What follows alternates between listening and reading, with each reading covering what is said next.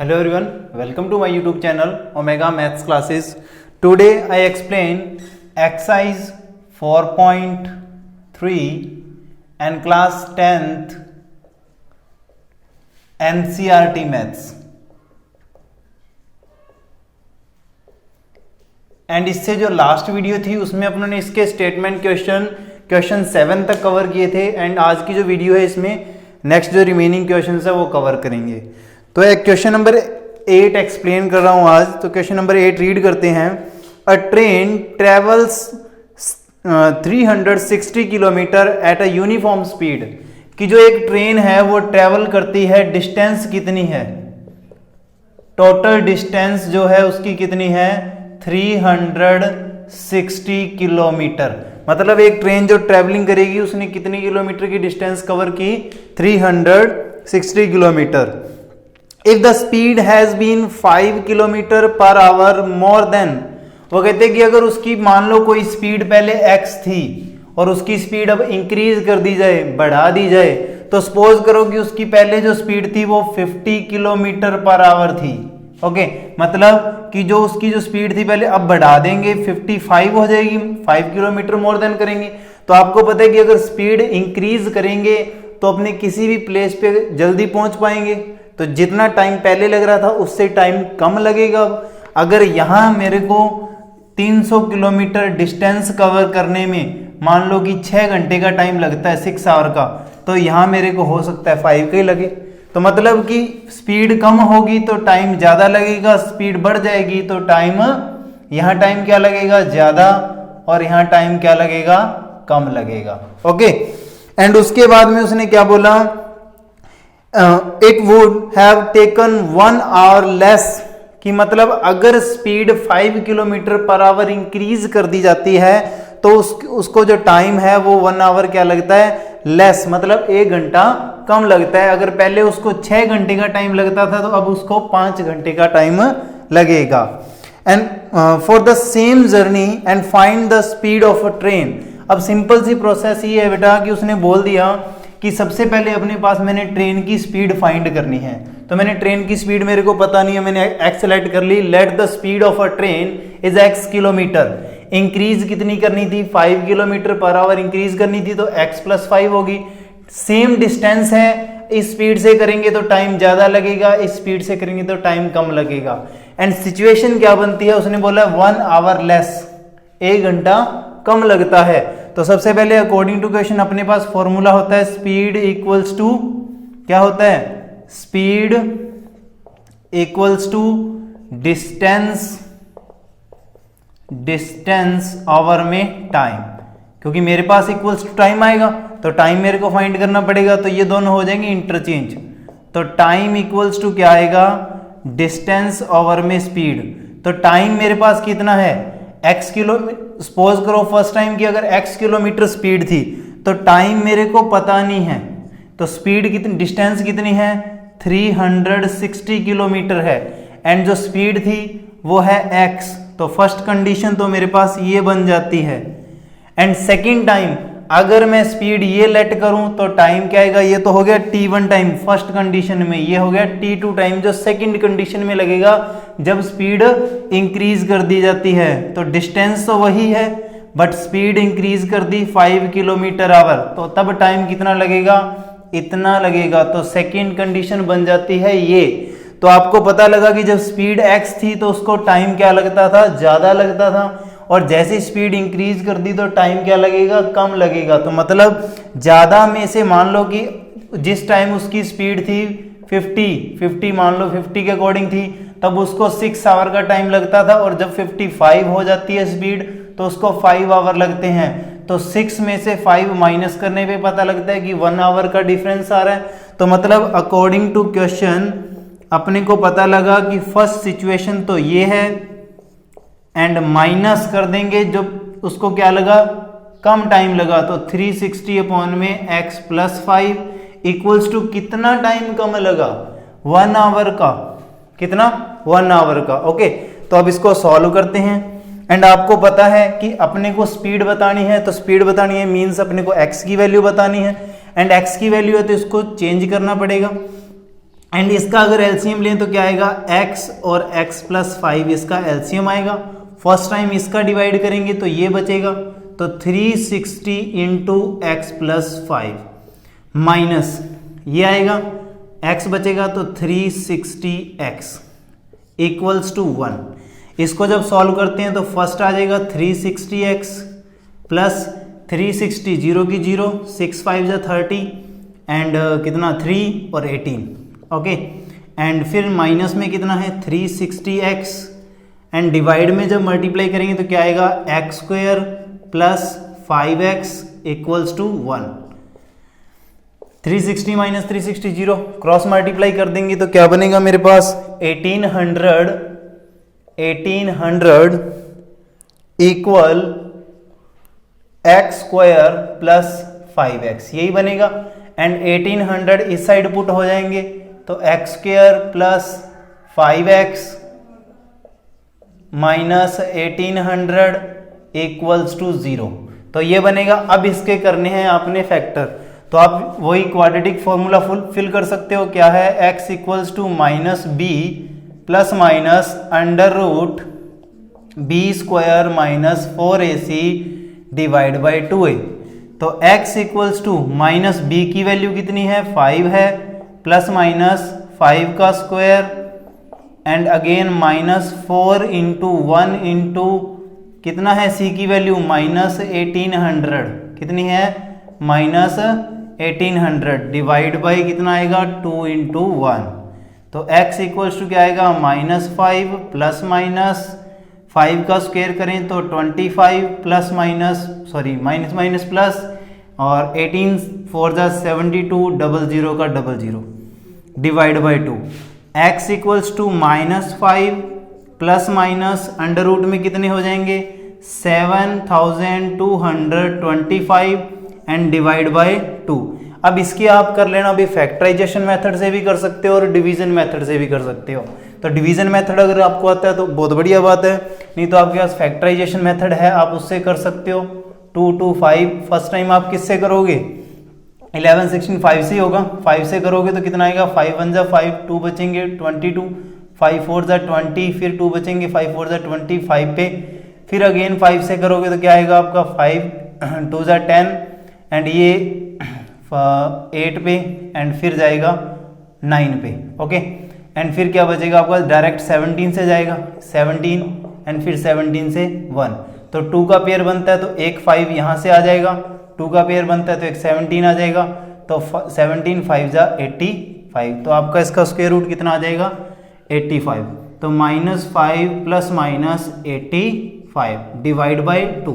वही same condition first time आपने क्या यूज करना है उस साइड कर देता हूं। एंड फर्स्ट टाइम आपने क्या यूज करना है पॉजिटिव साइन, फर्स्ट टाइम आपने क्या यूज करना है use positive sign.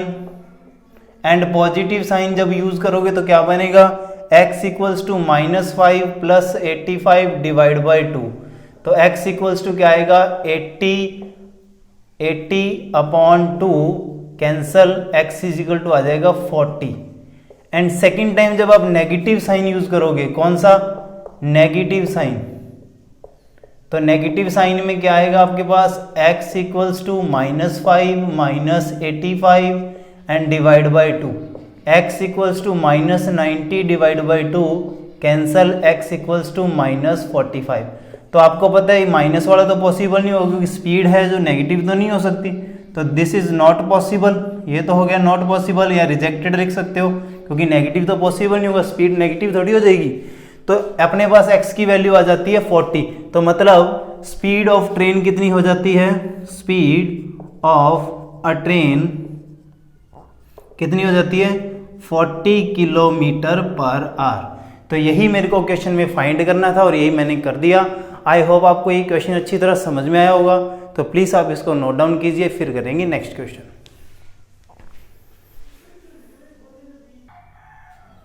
And question 9th, तो क्वेश्चन 9th क्या है, 2 water taps together can fill a tank, कि अपने पास कि 2 वाटर टैप हैं वो एक टैंक को, किसको, एक टैंक को जब फिल करते हैं तो कितना टाइम 3/8 आवर्स कि मतलब सिंपल सी बात है कि जब दो वाटर टैप हैं जो मेरे पास, वो उस मतलब कि 2 water taps together can fill a tank कि मतलब कि दो जो वाटर टैप हैं वो एक टैंक को फिल करने में इतना टाइम लगाते हैं, इतने आवर्स, ठीक है। एंड उसने क्या बोला आगे, the tap of larger diameter कि जो सबसे ज्यादा लार्जर डायमीटर वाली टैब है, मतलब जो ज्यादा गैप वाली टैब है मेरे पास, takes 10 hour less than the smaller tap की जो छोटे वाली टैप है जिसका डायमीटर कम है, उससे वो 10 आवर क्या करती है, कम टाइम लेती है। तो सिंपल सी अपने को पता है कि जिस टैप का डायमीटर कम होगा वो ज्यादा टाइम लेगी वाटर फिल करने के लिए, और जिस टैप का वाटर मतलब कि जो डायमीटर है वो ज्यादा होगा तो वो टैंक फिल जल्दी करेगी, क्योंकि जितना ज्यादा डायमीटर होगा वाटर फ्लो उससे उतना ही ज्यादा आएगा। ओके, एंड अब इसने क्या बोला, find the time in which each tap can simply fill the tank कि मतलब ईच टैप का जो अपने पास मतलब टाइम है वो अपने को बताना है कि ईच टैप कितने टाइम में फिल करती है। ओके, तो सिंपल सी बात है, देखो भी अपने को ये इतनी सिचुएशन पता है कि जो दोनों टैप हैं वो मिलके इतना टाइम लगाती हैं, तो अपने को देखो ऐसे तो अपनी कैलकुलेशन कर नहीं पाते, तो इसलिए अपने इसकी जो कैलकुलेशन है वो 1 आवर के अकॉर्डिंग करेंगे। तो सिंपल सी बात है कि अगर मान लो कि इतने टाइम में वो पूरे टैंक को फिल कर देते हैं, मान लो कि 9 आवर 3/8 में वो कंप्लीट वाटर टैंक को फिल करते हैं, तो 1 आवर में कितना करेंगे, 1 आवर में कितना हो जाएगा, डिवाइड में चले जाएंगे ये 9 3/8, मतलब सीधी सी बात एक है कि अगर 10 आवर के अंदर एक टैंक पूरा फिल हो जाता है, तो अगर मैं 1 आवर में देखूंगा तो मतलब उसका 10th पार्ट ही फिल होगा। आई बात समझ में कि अगर 10 आवर में एक टैंक पूरा फिल होता है तो 1 आवर में क्या होगा, उसका 10th पार्ट फिल हो जाएगा। तो उसी टाइप से जब भी 1/, में करते हैं तो उसका 1/th पार्ट वो फिल हो जाता है। तो अकॉर्डिंग टू क्वेश्चन अगर मैं यहां से देखूं स्मॉलर टैप से तो वो x आवर में टैंक को फिल करती है, तो मैंने 1 आवर के अकॉर्डिंग कर दिया तो 1/x हो जाएगा। ऐसे ही उसने बोला कि जो लार्जर टैप है वो 10 आवर कम टाइम लेती है, कितना, 10 घंटे कम। अगर ये 30 घंटों में करती है इसको फिल, तो ये करेगी 20 आवर्स में। तो इसको भी करूंगा तो 1/ कितना हो जाएगा, x - 10 हो जाएगा। और दोनों मिलके 1/9 3/8 में क्या कर देती हैं, पूरे टैंक को फिल कर देती है। तो ये सिचुएशन है जो समझनी बहुत जरूरी थी, अगर ये समझ गए तो समझो क्वेश्चन हो गया। तो सिर्फ इसकी सिचुएशन को इक्वल लाने के लिए मैंने अकॉर्डिंग टू 1 आवर इसको सॉल्व कर दिया। ओके, एंड अब इसको सॉल्व करते हैं तो यहां एलसीएम क्या आएगा, x और x - 10। अगेन जब इसका डिवाइड करेंगे ये बचेगा, इंटू 1 से मल्टीप्लाई सेम एज, प्लस इसका डिवाइड करेंगे x बचेगा, x की 1 से मल्टीप्लाई x इक्वल्स टू, इसको मिक्स फ्रैक्शन को सॉल्व कर लेते हैं, आपको अच्छी तरह सॉल्व करनी आती हैं। 9 8 72 75 डिवाइड बाई 8, एंड अपने पास जो है 1/75/8 है, तो ये रेसिप्रोकल हो जाएगा 1 × 8/75, तो मतलब 8/75 मैंने डायरेक्ट यहां सॉल्व कर दिया। ओके, अब देखो क्या हो जाएगा, x - 10 ये प्लस x, ये हो जाएगा x² - 10x equals to 8/75। Clear इतनी बात।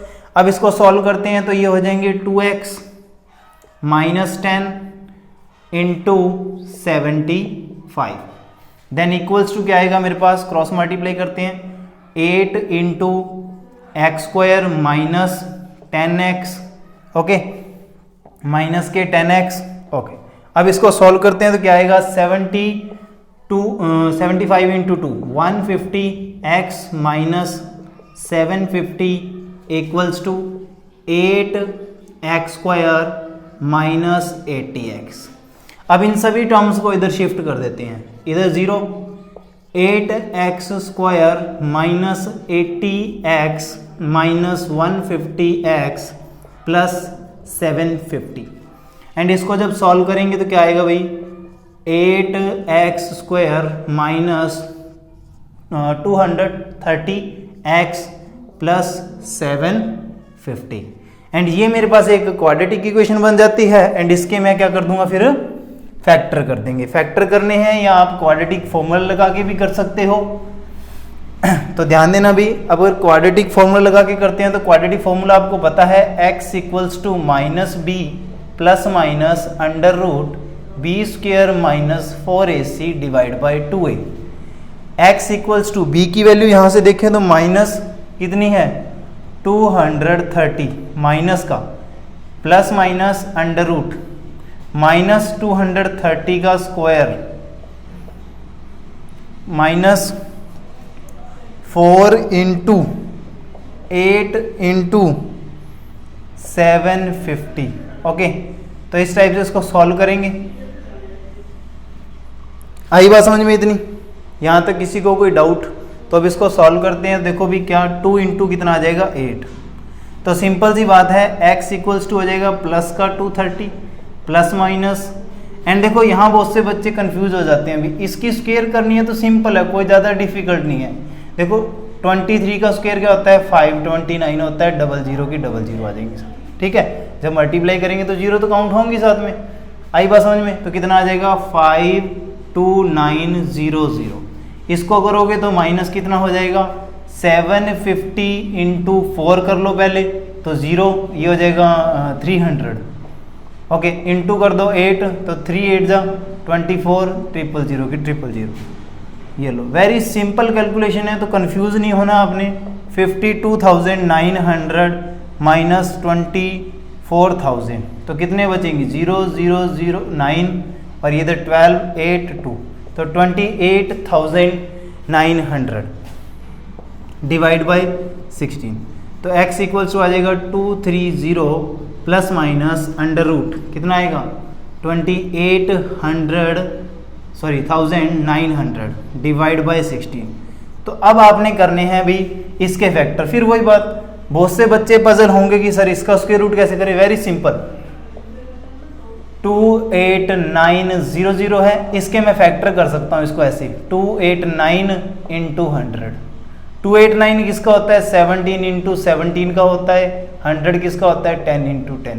तो एक 17 यहाँ से आउट हो जाएगा, एक 10 यहाँ से आउट हो जाएगा, तो आंसर आ जाएगा आपका 170। तो x equals to 23 plus minus 170 upon 16। Again फिर आपकी वही प्रोसेस स्टार्ट हो जाएगी। ये वाला नोट कर लेना आपको, मतलब एग्जाम टाइम काफ़ी हेल्पफुल रहेगा ये।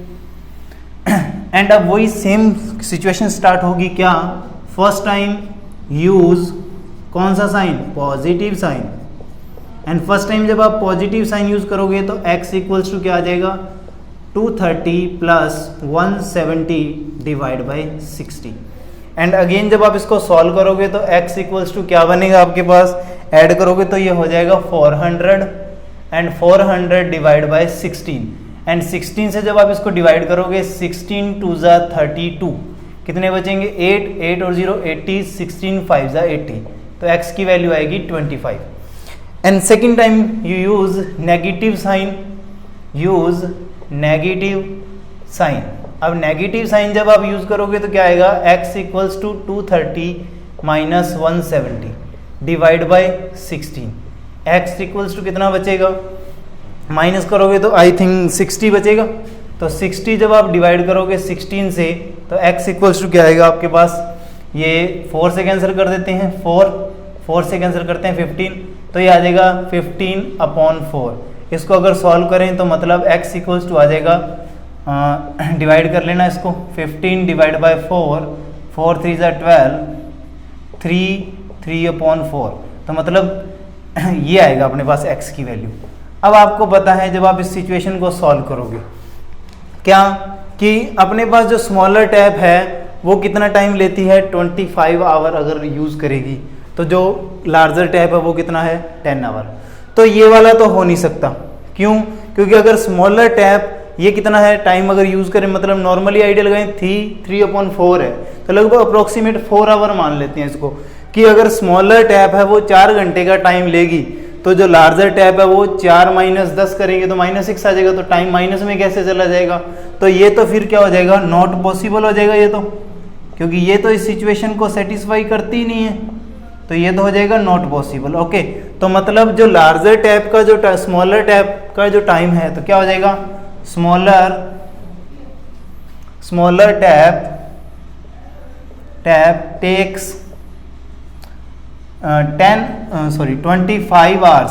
25 hours to fill the tank. Okay, and similarly larger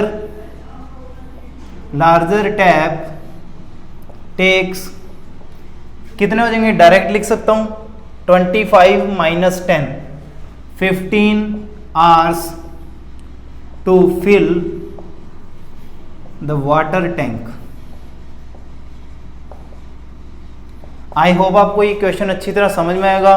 तो बेटा सिर्फ इसमें यहां से ये सिचुएशन समझने वाली है, उसके बाद में तो सेम कैलकुलेशन है। यहाँ जो प्रोसेस हुई है ना वो आपको थोड़ी सी समझने वाली बात है। ओके, तो प्लीज आप इसको 1-2 बार देखोगे तो आपको अच्छी तरह समझ में आ जाएगा। तो प्लीज इसको नोट डाउन कीजिए।